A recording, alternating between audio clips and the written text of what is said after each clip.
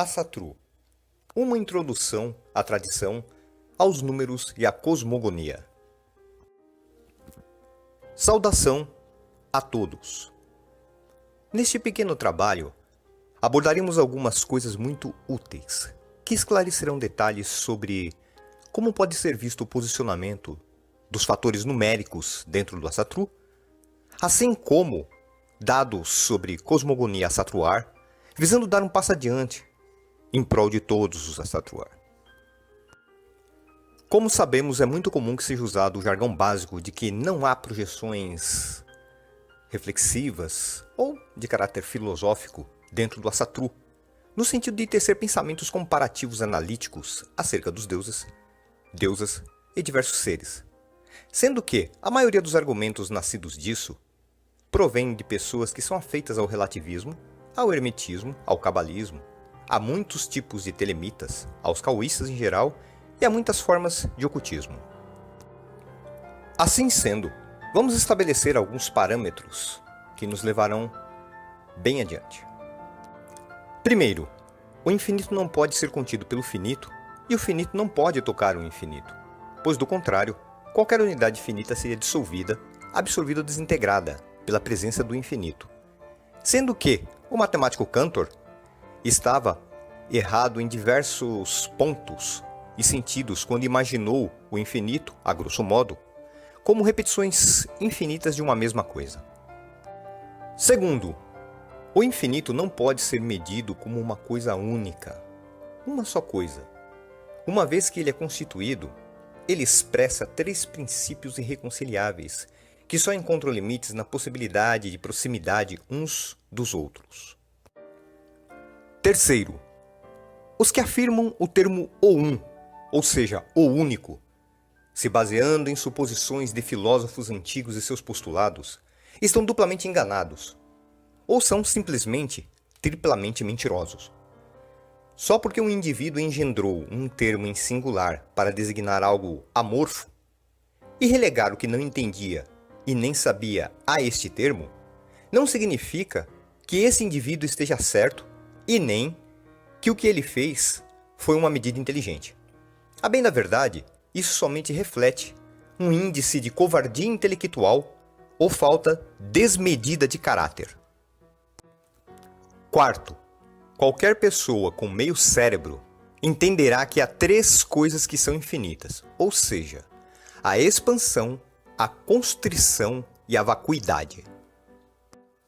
Quinto, o uso do termo amorfo no singular como medida de escape de análise é, em última análise, um sofisma em si mesmo, pois ele reafirma o monoteísmo, quando alguém vem a usar o termo um ou único. E isso por mais que os filósofos o neguem, usando-se de jargões e termos que usam uns com os outros para arrotar um suposto conhecimento e se vangloriarem e simularem uma cultura que jamais tiveram de fato. Sexto, o infinito só pode ser acessado indiretamente, e isso pelas unidades especializadas que se agregam a si, geradas caso a caso, pelo fator de proximidade de cada um dos três extremos, e pela reação implícita de especialização, cujo ponto de nascimento se dá pela diferenciação do primeiro ponto gerado. Quem estiver familiarizado com o modelo da física digital de John Archibald Wheeler, terá alguns pontos de partida para formular seus próprios pontos de vista sobre isso.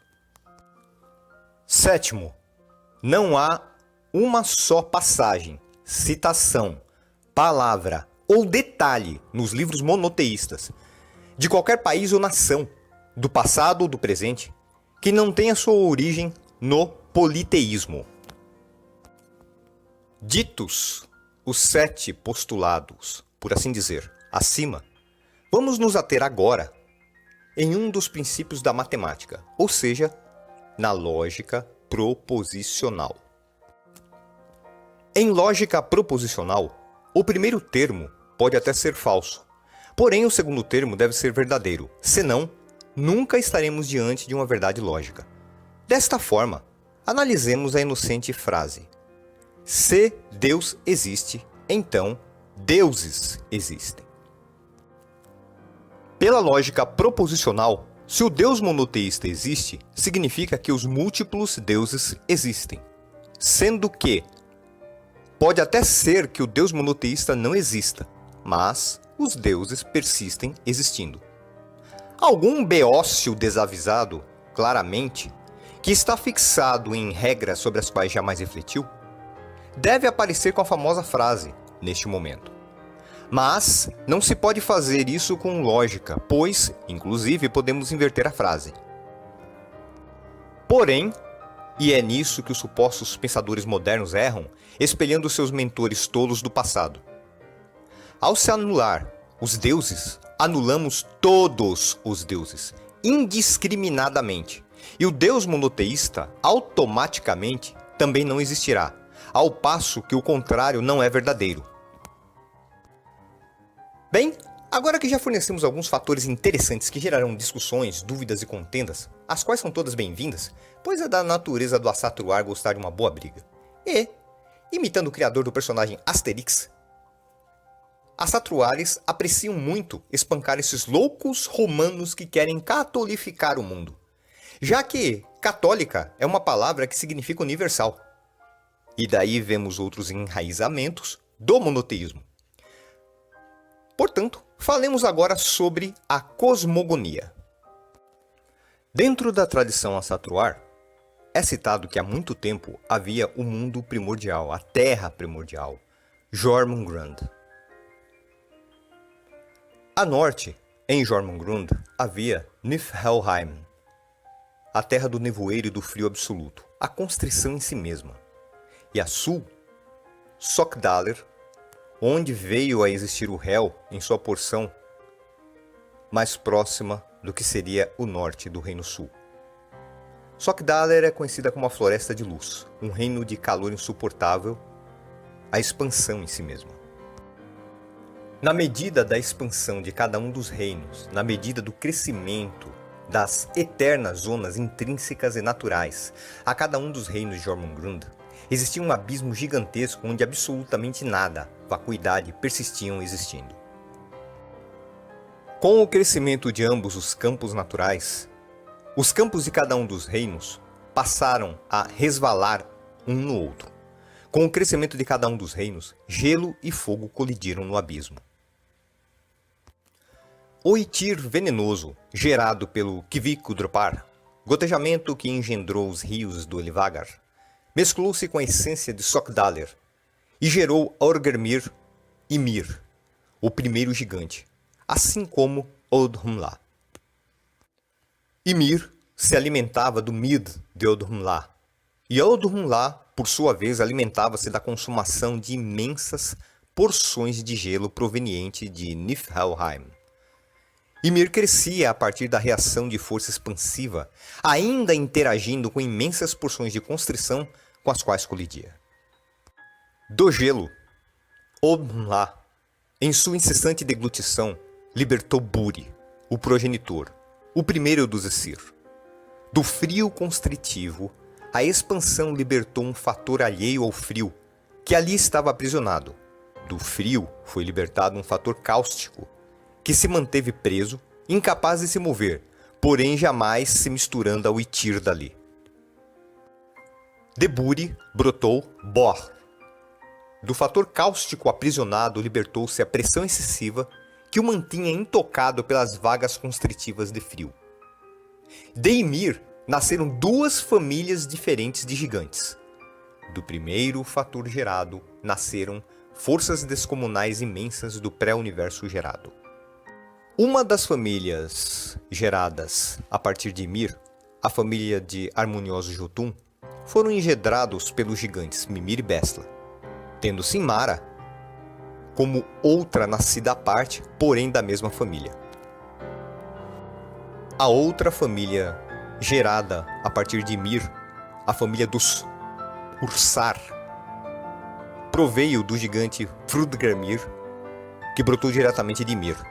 De Frudgarmir brotou Belgarmir e toda a raça dos gigantes, dos Tursar, que nasceram a partir daí. Posteriormente, Bor, filho de Buri, desposou Bestla, e com ela teve Odin, Wotan, Lodur-Vili e Hoenir-Ve.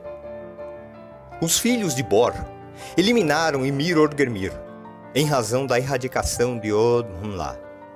Os Tursar sobreviventes, filhos de Bergarmir, juraram vingança. Tempos depois, após o engendrar dos mundos usando o corpo de Ymir como base, e após a Yggdrasil ter crescido, os Aesir encontraram Ask e Embla, duas árvores, dois seres em estado vegetativo, e sopraram neles os chamados Três Presentes.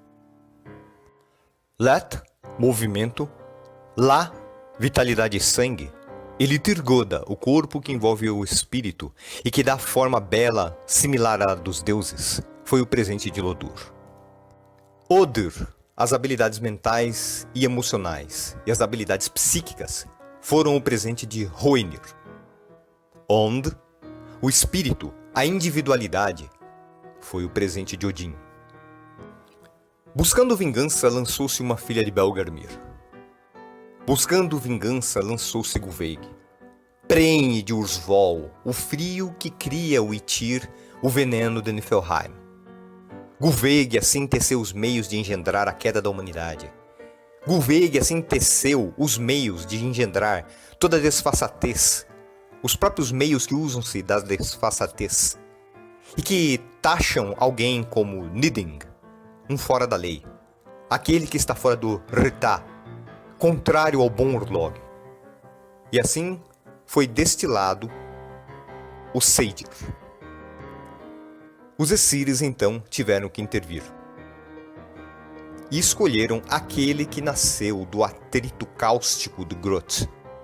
Aquele que é a chama pura nascida da engenhosidade de Lodur. Aquele que é o Aesir branco. Heimdall, a luz do mundo. Andou então entre os homens, para corrigir os erros iniciados por Gulveig. Tudo isso a tradição nos relata através do Higstulá. Em Jormungandr, a humanidade passou então a ser julgada no pós-vida, no Helfing, no Fing de Urd, para separar os maus espíritos, chamados de Oveter, aqueles que são corrompidos e imundos, dos bons espíritos, os Holar-Veter, aqueles que se deixam levar e perdem o vínculo com o mínimo de decência, aqueles que transgridem o código das 9 virtudes, os relativistas, os cultuadores do caos, os servos de Gulveig, mesmo que estes não saibam que a servem, os que servem o caos em oposição à ordem, os que servem o caos em oposição à lei, os que seguem e servem o caos em oposição ao Rita, a própria lei em si. Todos estes virão a se tornar Oveter, sedentos pela vida dos vivos, sedentos por encontrar os resíduos de seus antigos corpos, para a eles se juntar e formarem um Draugr, fazendo dos parentes próximos e das pessoas mais próximas suas primeiras vítimas. Aqueles que ouviram a voz de suas Filgiur enquanto os vivos, e que estavam todos eles ligados ao Orlog propriamente dito. Aqueles que em si passaram a viver em Jormungandr, na região do Hel. Aqueles que beberam do Dirar Veigar, esses vêm a se tornar os Holar-Veter. Com isso, acredito que tenha sido possível esclarecer muitas dúvidas e criar uma série de outras.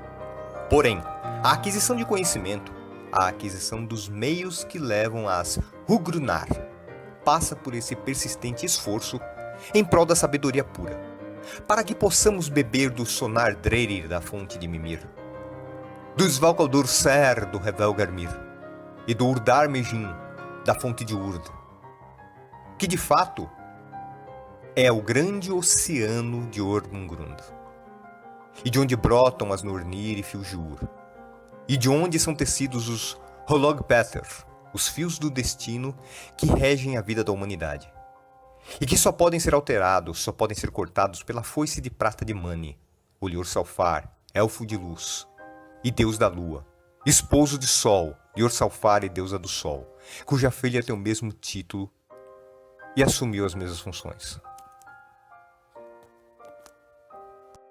Finalizamos esta primeira introdução a tradição com algumas explicações simples. Posteriormente, abordaremos os assuntos caso a caso, de forma detalhada. Obrigado a todos.